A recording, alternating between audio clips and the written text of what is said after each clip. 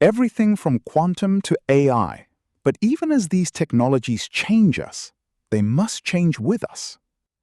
One AI data center can consume as much electricity as 100,000 homes.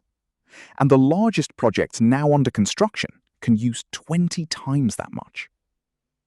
So when a new AI campus wants to plug into the grid, this is not just a question about servers. It is a question about substations, transmission lines, power plants, and who carries the risk when the lights, the factories, and the data center all need power at the same time. The AI grid problem is here. We already know that AI uses a lot of energy, but that sentence hides the part that matters. Electricity is not a pile of fuel waiting in a warehouse. It has to be generated, moved across a network, stepped down through substations, and delivered exactly when customers need it. The grid is a real-time machine. If a huge new load arrives in the wrong place, at the wrong speed, the problem is not simply finding more electrons somewhere on a map. It is building the physical path that can carry them. The International Energy Agency estimates that data centers used around 415 terawatt-hours of electricity worldwide in 2024.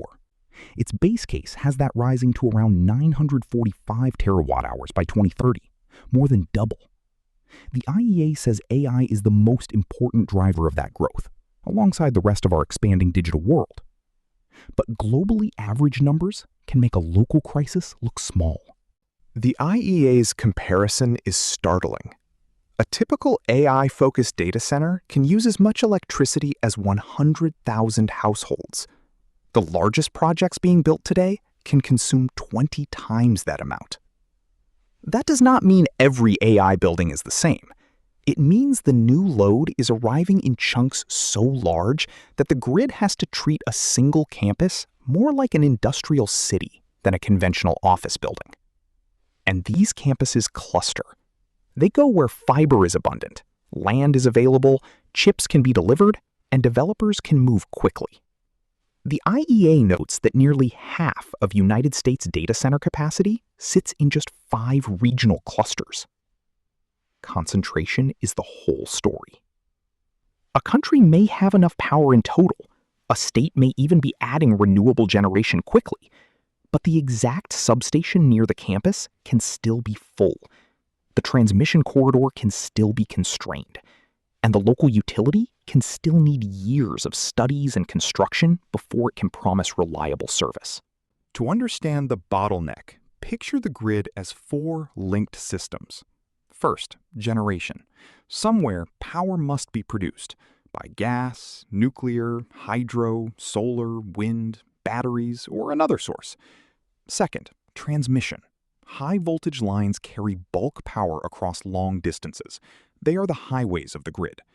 Third, substations. They convert and route power at the voltages customers can use.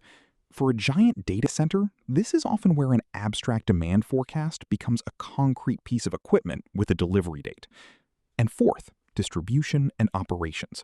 The utility must keep service reliable through the hottest hour, the coldest night, a line outage, and the sudden loss of a generator. A new AI campus can stress any one of these layers. More generation does not help if the transmission line is congested. A new transmission line doesn't help if the substation transformers have a multi-year lead time. And a completed building earns nothing while it waits for a connection that is not ready. The question in the title sounds simple. Who gets power? In practice, it becomes 4 different arguments. Who gets connected first? Utilities have study processes and interconnection agreements.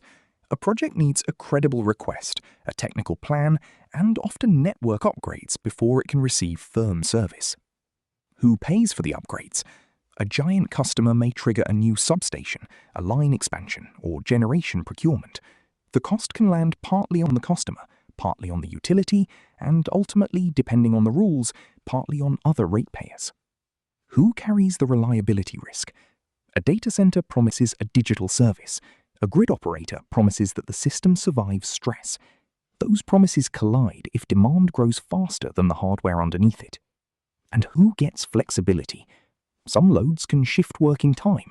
Some customers can reduce consumption during emergencies. But AI workloads, cloud contracts, and uptime targets can make flexibility difficult and extremely valuable. There is no universal queue where a city, a factory, and an AI campus simply take turns. Everything I've laid out so far makes AI development very dependent on power. That is why AI developers are not waiting passively for utilities. They are looking for power where it already exists. They are signing long-term power contracts. They are considering on-site generation, batteries, and different locations. They are trying to turn electricity itself into a site selection advantage. The IEA expects a diverse mix of supply to meet growing data center demand. In its outlook, renewables provide about half of the global increase in data center electricity demand, supported by storage and the wider grid. Dispatchable sources, especially natural gas, also play a major role. That is not a clean one-technology story. It's a timing story. Solar and wind can often be built relatively quickly, but their output varies. Batteries can move energy across hours, not magically create it. Gas can provide controllable generation, but it still needs fuel, permits, equipment, and connections. Nuclear can provide steady output, but new capacity has long timelines. And every option still meets the same transmission and substation bottleneck. The real contest is not just who can build the smartest model. It is who can build reliable power infrastructure at the speed of AI demand. That changes the geography of computing. A location with cheap electricity but no transmission headroom may lose. A location with an existing industrial connection may become unexpectedly valuable. A utility that can plan transparently, approve upgrades, and manage new load without breaking affordability may attract an entire ecosystem of cloud and AI investment. The IEA says countries able to deliver affordable, reliable, and sustainable electricity at scale and speed will be best placed to benefit from AI. That is a powerful sentence because it moves the AI race out of the model lab and into the physical world. The answer is not to pretend the demand is not real. It is to make the deal visible. Developers need credible timelines, not marketing promises. Utilities need accurate load forecasts, not speculative reservation requests. Regulators need to ask who pays for upgrades and who benefits from them. Communities need to know what a new campus means for jobs, water, land, and local rates. And data centers themselves can become better grid citizens. That can mean locating where capacity exists, using clean generation paired with storage, building demand flexibility into some workloads, and agreeing to curtail under extreme conditions where the contract allows it. None of those choices erase the bottleneck. They turn it from a surprise into a design constraint. AI may feel weightless. You type a prompt, an answer appears.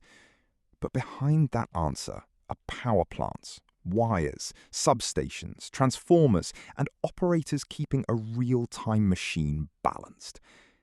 The AI grid problem is not whether data centers deserve electricity, it's whether we can build the systems to deliver it without hiding the costs, the trade-offs, or the people affected. In the last video, we looked at an open 3T model and the infrastructure behind its weights. This is the next layer down, the grid that makes every token possible. Subscribe for more Gears of the Future, because the future isn't floating in the cloud. It's plugged into a wall.